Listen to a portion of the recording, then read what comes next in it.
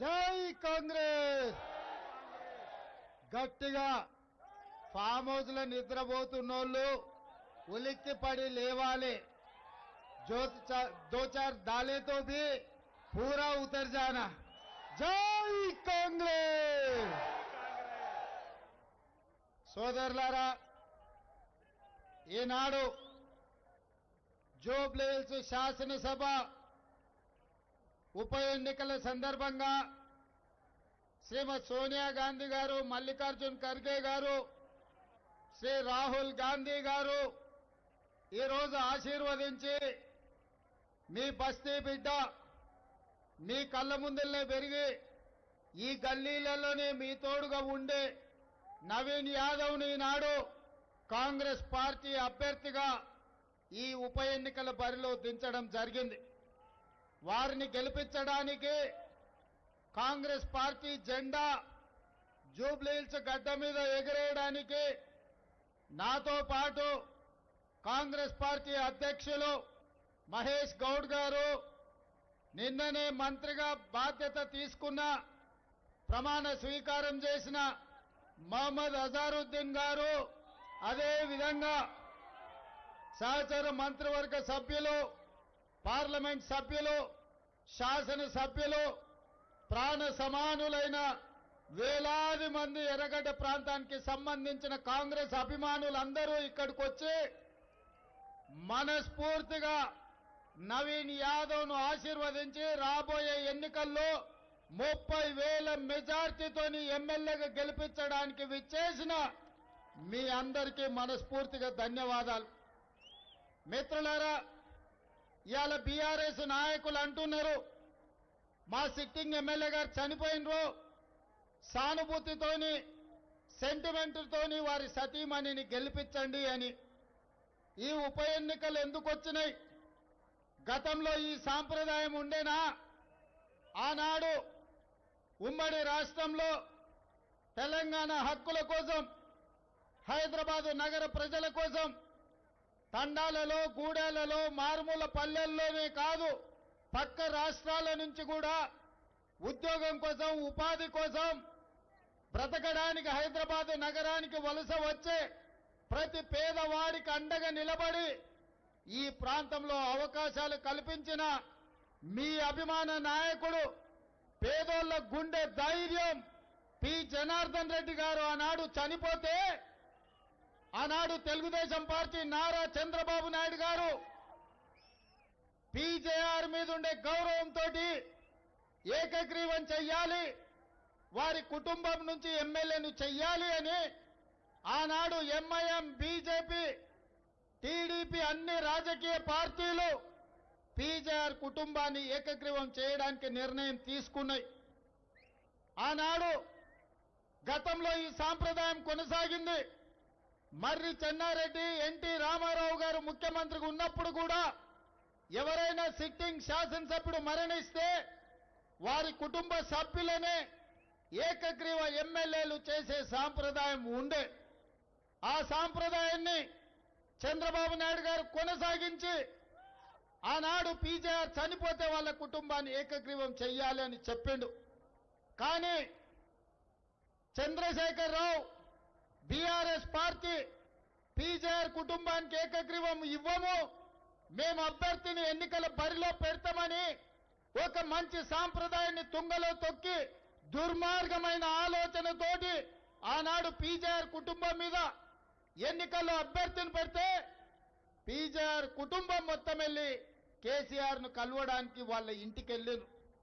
Gate బయట PJR కుటుంబాన్ని 3 గంటలు ఎర్రటెండకు నిలబెట్టి అవమానించి ఆ కుటుంబాన్ని వెనక్కి పంపించిండు. ఆ ఎన్నికల్లో ఉప ఎన్నికల్లో అభ్యర్థిని నిలబెట్టిండు. ఈ రోజు ఇక్కడ పీజేఆర్ బిడ్డ విజయారెడ్డి గారి వేదిక మీదనే ఉన్నారు. విజయమ్మని అడుగుండ్రి ఆ రోజు కేసీఆర్ ఏ విధంగా ఆ కుటుంబాన్ని అవమానించిండు.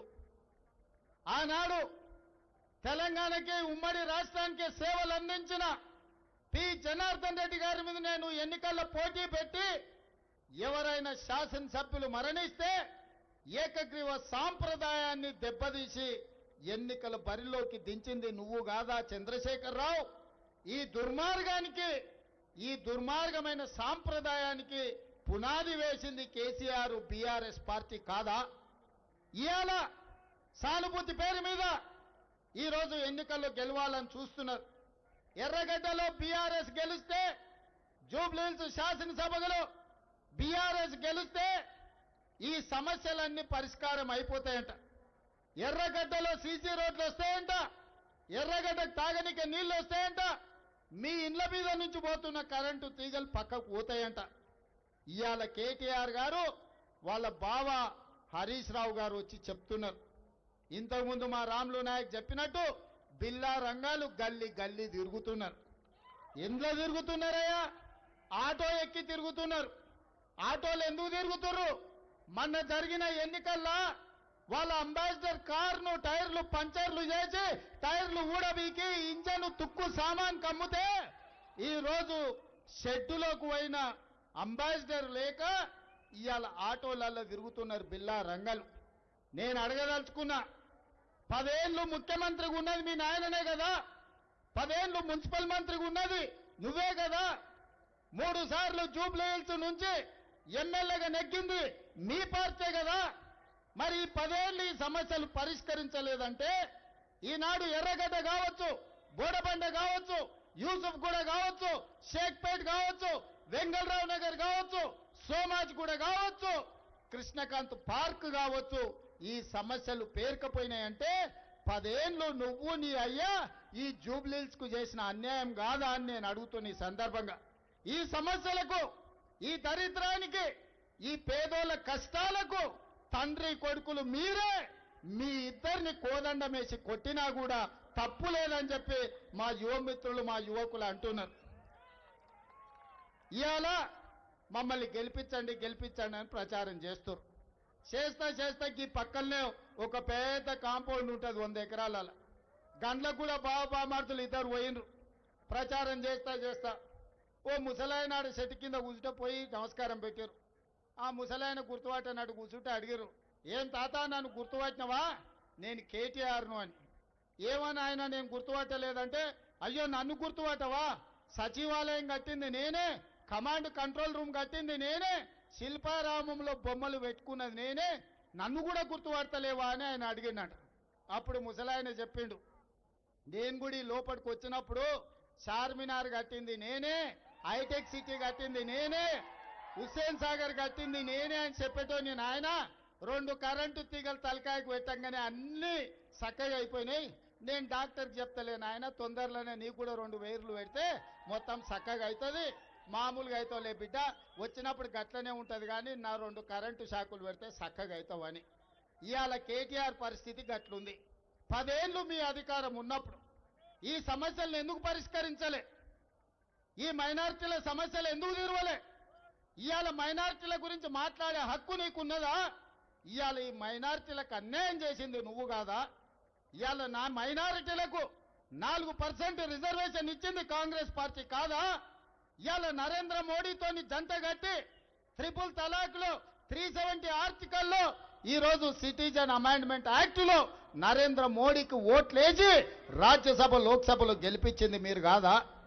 ఇవాళ ఈ హైదరాబాద్ నగరంలో ఆనాడు డాక్టర్ వైఎస్ రాజశేఖర రెడ్డి కట్టిన మెట్రోనే ఉంది, ఔటర్ రింగ్ రోడ్ ఆనాడు మేమేసిందే ఉంది, అంతర్జాతీయ ఎయిర్పోర్టు మేం కట్టిందే ఉంది. ఇవాళ ఐటీ కంపెనీలు, ఫార్మా కంపెనీలు మేం తెచ్చినవే ఉన్నాయి. ఇవాళ లక్షలాది మంది ఇతర రాష్ట్రాల నుంచి వచ్చి హైదరాబాదు నగరంలో ఉద్యోగాలు, ఉపాధి పొందుతుండ్రంటే ఆనాడు చంద్రబాబు నాయుడు గారు, డాక్టర్ వైఎస్ రాజశేఖర రెడ్డి గారు చేసిన అభివృద్ధి తప్ప చంద్రశేఖరరావు చేసింది ఎక్కడుందో చెప్పమని నేను అడుగుతున్నా. నేను ముఖ్యమంత్రి అయినాక మీరు ఆలోచన చేయండి, చదువుకున్న యువకులారా మీరు ఆలోచన చేయండి. మొదటి సంవత్సరంలోనే ఎల్బీ స్టేడియం సాక్షిగా 70,000 ప్రభుత్వ ఉద్యోగాలు భర్తీ చేసి నిరుద్యోగ సమస్యను పరిష్కరించే ప్రయత్నం చేసిన. ప్రైవేటు కంపెనీల్లో 2 లక్షల పైన కోట్లు పెట్టుబడులు తెచ్చి 1,00,000 ఉద్యోగాలు ఇవాళ ప్రైవేటు కంపెనీలలో మనం ఇచ్చినాం. ఇవాళ ప్రభుత్వాన్ని 10 ఏళ్ళు మీరు నడిపితే 2 ఏళ్ళు కూడా కాలేదు. 2 ఏళ్ళు కాకముందే మీరు దిగిపోండి అంటుండు. నీకేమైనా ఎర్రి పట్టిందా కేటీఆర్? 5 ఏళ్ల కోసం ప్రజలు ఓటేసారు. చేయాల్సినవి ఉన్నాయి. ఇవాళ ఉన్న పేదోళ్ళని అడుగుతున్నా, రాష్ట్రం మొత్తం లక్షలాది రేషన్ కార్డులు మేము ఇచ్చినాం, మీరు ఇవ్వకపోతే ఒక్క జూబ్లీహిల్స్ శాసనసభ నియోజకవర్గంలో 14,159 రేషన్ కార్డులు ఇవాళ ఈ పేదోళ్లకు పంచిపెట్టిన మేం కాదా? ఈరోజు పేదోళ్లకు 200 యూనిట్లు 60 లక్షల కుటుంబాలకు ఇవాళ ఉచిత కరెంటు ఇళ్లలో మేము ఇస్తున్నది మేం కాదా? ఇవాళ పేదోళ్లకు సన్నబియ్యం పెడుతూ ఇస్తున్నది మేం కాదా? మా అక్కలీడుండ్రు ఆయన దొడ్డు బియ్యం వచ్చినప్పుడు ఎప్పుడైనా వండిర్రా అక్క? పిల్లలకు పెట్టిర్రా? బుక్కెడు పువ్వనైనా కేసీఆర్ ఇచ్చిన బియ్యంతో పెట్టిర్రా? ఇవాళ మీ తమ్ముడు ముఖ్యమంత్రి అయినాక మీకు సన్నబియ్యం ఇస్తున్నాడా లేదా? సన్నబియ్యం వస్తున్నాయా లేదా? మీ రేషన్ కార్డు మీకు అందిందా లేదా? మీకు ఉచితంగా కరెంటు వచ్చిందా లేదా? ఇవన్నీ పక్కన పెట్టుర్రి. నిన్న మన ఆటో వాళ్ళని వేసుకొని జమ చేసారు. ఆటో వాళ్ళకి అన్యాయం జరుగుతుందని వాళ్ళని ఎట్లా ఆదుకోవాలనో ముఖ్యమంత్రిగా నేను ఆలోచన చేస్తా. ఇవాళ మా ఆడబిడ్డలకు బస్సులో ఉచిత ప్రయాణం ఇస్తే రద్దు చేయమని తిరుగుతున్నారు బామ్మార్దులు. గింత గలీజ్ వేషాలు వేస్తున్నారు టీఆర్ఎస్ వాళ్ళు. మా అక్కలకు ఆర్టీసీలో బస్సు ఉచిత ప్రయాణం ఇస్తే వాళ్ళ కడుపు మంట ఏందని నేను అడుగుతున్నా. అదేవిధంగా ఇవాళ మా ఆడబిడ్డలను అడుగుతున్నా, సొంత చెల్లెలకే అయ్యో సంపాదించిన ఆస్తుల వాటా ఇవ్వాల్సి వస్తుందని సొంత చెల్లెలనే ఇంట్లో నుంచి ఎలగొట్టారు. ఇవాళ వాళ్ళ చెల్లెలే జిల్లాలు తిరిగి దుమ్మెత్తిపోస్తుంది వాళ్ళ అన్న గురించి, వాళ్ళ బావ గురించి. ఎప్పుడైనా ఆడబిడ్డ క్షేమం కోరుకోనోడు, సొంత చెల్లెలకే బుక్కడు పువ్వ పెట్టినోడు, సొంత చెల్లెల్ని ఇంటికెళ్ళి బయటికి దొబ్బినోడు ఇవాళ మాగంటి సునీతమ్మ మంచి కోరుకుంటాడా? సొంత చెల్లెలకి అన్నం పెట్టినోడు, చెల్లెలకి అన్నం పెట్టినోడు చిన్నమ్మ బిడ్డకు బంగారు గాజులు చేపిస్తా అంటే వాడు నమ్ముతాడా? నమ్ముతాడా అక్క? సొంత చెల్లెకి అన్నం పెట్టినోడు చిన్నమ్మ బిడ్డకు బంగారు గాజులు చేపిస్తాడా? ఇవాళ అట్లాంటి అబద్ధాలతోని కేటీఆర్ మన దగ్గరకు వస్తున్నాడు. అందుకే ఈ పేద ప్రజలకు రేషన్ కార్డు రావాలన్నా, ఈ పేద ప్రజలకు 200 యూనిట్లు ఉచిత కరెంట్ ఇవ్వాలన్నా, ఈ పేద ప్రజలకు సన్న బియ్యం మీకు అందాలన్నా, ఈ పేదింటి ఆడబిడ్డలు బస్సులో ఉచితంగా ప్రయాణం చేయాలన్నా, రేపు మీ బస్తీలలో ఇంటి జగాలో ఉన్న వాళ్లకు ఇందిరమ్మ ఇల్లు కట్టుకోవడానికి పేదవాళ్లకు 5 లక్షల రూపాయలు ఇవ్వాలన్నా నవీన్ యాదవ్ను గెలిపించండి. ఇవాళ ఈ నగరంలో కంటోన్మెంట్లో మొన్న జరిగిన ఉప ఎన్నికల్లో శ్రీ గణేష్ను గెలిపించి ఈ వేదిక మీదనే ఉన్నాడు ఎమ్మెల్యేగా. ఇవాళ శ్రీ గణేష్ను కంటోన్మెంట్లో గెలిపిస్తే ఇవాళ కంటోన్మెంట్ అభివృద్ధి కార్యక్రమాలు చేపట్టినాం. దాదాపుగా 4,000 కోట్ల రూపాయలతోని అక్కడ రోడ్లు, తాగనిక నీళ్లు, ఎలివేటెడ్ కారిడార్లు, మిలిటరీ వాళ్ళ దగ్గర ఉన్న భూములు, ఇండ్ల పట్టాలు ఇప్పించడానికి ఇవాళ మనం ప్రయత్నం చేస్తున్నాం. అందుకే సోదరులారా, బోడబండ ఎర్రగడ్డ బాగుపడాలంటే ఈ గడ్డ మీద కాంగ్రెస్ పార్టీ జెండా ఎగరేయాలి. ఆనాడు నేను మీ దగ్గరికి వచ్చిన మీకు విజ్ఞప్తి చేసిన అజరుద్దీన్ను గెలిపించండి మంత్రిని చేస్తా అని. కానీ ఆనాడు తప్పిదం జరిగింది, అజర్ భాయ్ గెలవలేదు. అయినా మీకు ఇచ్చిన మాట ప్రకారం మాట తప్పను మడమ తిప్పను అని అజరుద్దీన్ను మంత్రిని చేసి మీ దగ్గరికి తెచ్చినాకనే ఈ జూబ్లీహిల్స్ లో ఓట్లు అడగడానికి వచ్చిన. हमारे भाई बहनों से एक ही गुजारिश है, मैं पिछले चुनाव में इधर आए थे, आप लोगों को मैं गुजारिश किए अजहर भाई को आप जिता दो, उनको मंत्री बनाने की जिम्मेदारी मैं लूंगा। मेरे सरकार में जूबलीहिल्स को तरक्की करने के लिए मैं कोशिश करने के लिए उस दिन वादा किए थे। मगर वो चुनाव में गलत फहमी से हमारे भाई बहनों चोरों को वोट दिए, 3 बार दिए, 1 बार नहीं। 10 साल बाप बेटे इस राज्य को चलाए, इस राज्य को लूटी किए। बाप 1 नंबर रहा तो बेटा 10 नंबर निकला, तेलंगाना राज्य को लूटी कर दिए। आज इसीलिए मैं जो बात देता हूं, बात के लिए मैं मरूंगा मगर पीछे हटने वाला नहीं है। इसीलिए अजहरुद्दीन को आज मंत्री बना के आपके सामने खड़ा किया।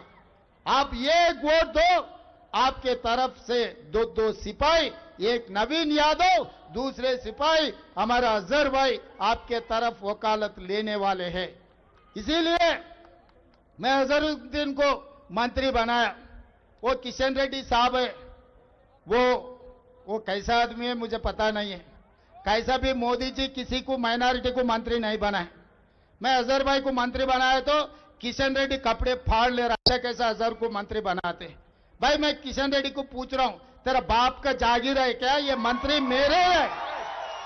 4 करोड़ जनता मुझे आशीर्वाद दिए, अल्लाह मियां एक मौका दिए मुझे, मैं अजहरुद्दीन को मंत्री बने तो तेरा बाप का जागीर कुछ गए क्या? क्या तकलीफ हुआ? क्यों रो रहे आप? ये छोड़ो, मोदी जी गुजरात में उसका जमीन खींच लिया, जायदाद खींच लिए, क्या किया? मैं मेरा मंत्रिमंडल में अजहरुद्दीन को मैं मंत्री बनाया। भारतीय जनता पार्टी को क्या तकलीफ है भाई? कैसे भी एक वोट भी आपको मिलने वाले नहीं है हमारे माइनॉरिटी भाइयों का। फिर किसको जाना है वो वोट? क्या सोच रहे हैं लोग? बीआरएस को वोट डालने के लिए ये साजिश कर रहे। पिछले पार्लियामेंट चुनाव में महबूबनगर, छेवेल्ला, सिकंदराबाद, मेदक, मलकाजगिरी, निजामाबाद, करीमनगर, आदिलाबाद 8 पार्लियामेंट में बीआरएस का डिपॉजिट जब्त होकर बीजेपी वाले को जिताए, मोदी जी को प्रधानमंत्री बनाए। आज ये 8 सीट तेलंगाना से बीजेपी को नहीं मिले तो मोदी जी का सरकार दिल्ली में नहीं रहता था, दिल्ली लाल किले पे तिरंगा झंडा लहराता था। आज मोदी जी कुर्सी में है बोले तो केसीआर का धोखा है। तेलंगाना में 8 सीट बीआरएस का डिपॉजिट जब्त होकर बीजेपी को जिताए। आज बीजेपी वाले फिर उनको पलट के मदद करने के लिए लग गए। आने वाले चुनाव में यहां पर जुबली हिल्स पे बीजेपी का डिपॉजिट जब्त होने वाले, इन लोग बीआरएस को जिताने के लिए कोशिश कर रहे। ये साजिश को आप लोग सोचो भाई, क्योंकि इनको मैं मंत्री बनाया तो गवर्नर को जाके खत लिखा के किशन रेड्डी ने, किसके लिए, क्यों? इसका मतलब ये दोनों का कैसा चल रहे आप लोग सोचने का वक्त आए। इसीलिए मेरा भाई बहनों से एक ही गुजारिश है, इस तेलंगाना में, इस देश में कांग्रेस पार्टी तीसरी राष्ट्रपति को बनाए, जाकिर हुसैन को कांग्रेस ने बनाए, सलमान खुर्शीद ऐसे ही अपने कांग्रेस पार्टी में कितने कितने लोगों को केंद्र में मंत्री बनाए। कांग्रेस पार्टी अध्यक्ष कमालुद्दीन को किसने बनाए? आज अजहरुद्दीन साहब को, वासिम साहब को, शब्बीर अली साहब को, गुलाम नबी आजाद साहब को, कितने लोगों को कांग्रेस पार्टी ने मौका दिए। जब जब कांग्रेस पार्टी सरकार चलाए तो बराबर माइनॉरिटियों का हिस्सा माइनॉरिटी घरों को हम भिजाए। आने वाले दिनों में भी मोदी जी आकर बोल दिए और अमित शाह आके बोल दिए छेवेल्ला में 4% रिजर्वेशन हटाने के लिए। फिर 4% माइनॉरिटी रिजर्वेशन हटाने वाले बीजेपी को केसीआर ने क्यों मदद दिया?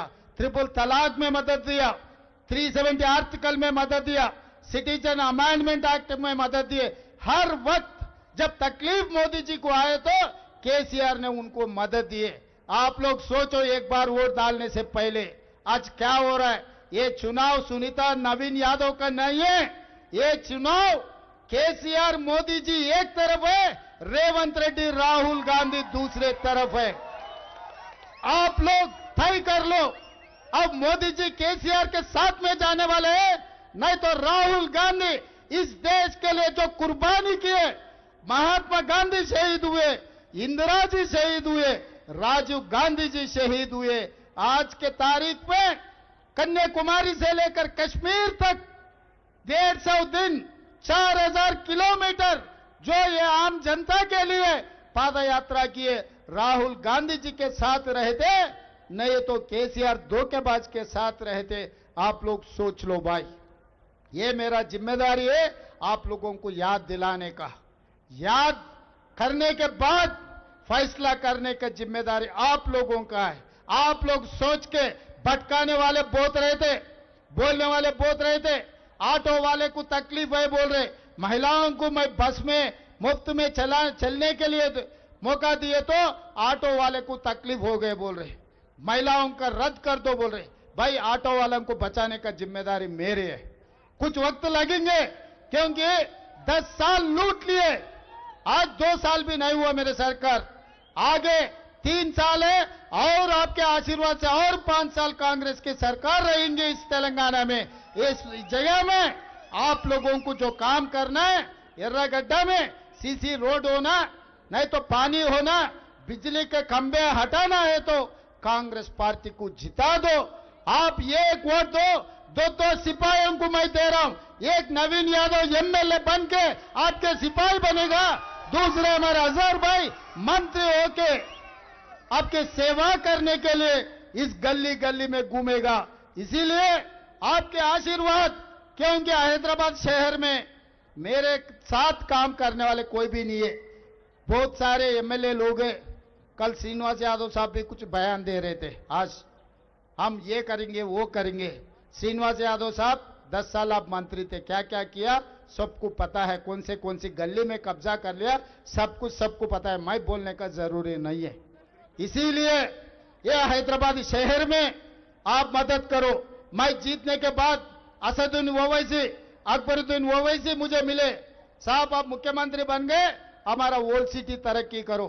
आज मेट्रो रेल ओल्ड सिटी में मैं दिया, ओल्ड सिटी में पानी को मैं दिया, फ्लाईओवर आरामगढ़ के ब्रिज मैं बना, रोड मैं बना, करंट बिजली मैं दिया।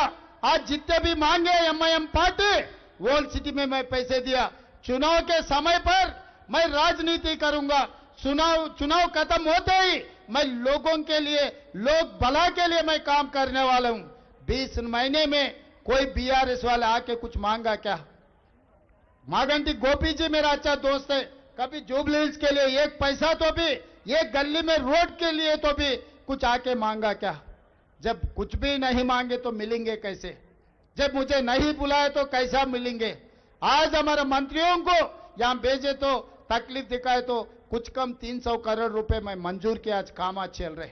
ये आगे तरक्की होना, आगे 3,000 बनना है तो नवीन यादव को एमएलए जिता दो इस चुनाव में। మిత్రులారా, 10 ఏళ్ళు వాళ్ళదే ప్రభుత్వం, 3 సార్లు వాళ్ళే ఎమ్మెల్యే, 2 సార్లు కేటీఆర్ మున్సిపల్ మంత్రి, 2 సార్లు కేసీఆర్ ముఖ్యమంత్రి. చెయ్యదలుచుకుంటే జూబ్లీ హిల్స్ను అద్దములు చేసి ఉండొచ్చు. ఇప్పటికీ బొందల గడ్డలాగా తాగనీక నీళ్లు లేక రోడ్ల మీద గుంతలుండి మీరు కష్టాలలో మీ బస్తీల సమస్యలు తీరలేదు. అందుకే పీజేఆర్ తర్వాత ఈ నగరానికి నాయకుడే లేకుండా పోయిండు, ముఖ్యంగా పేదోళ్ల తరఫున మాట్లాడేటోళ్ళు లేకుండా పోయిండు.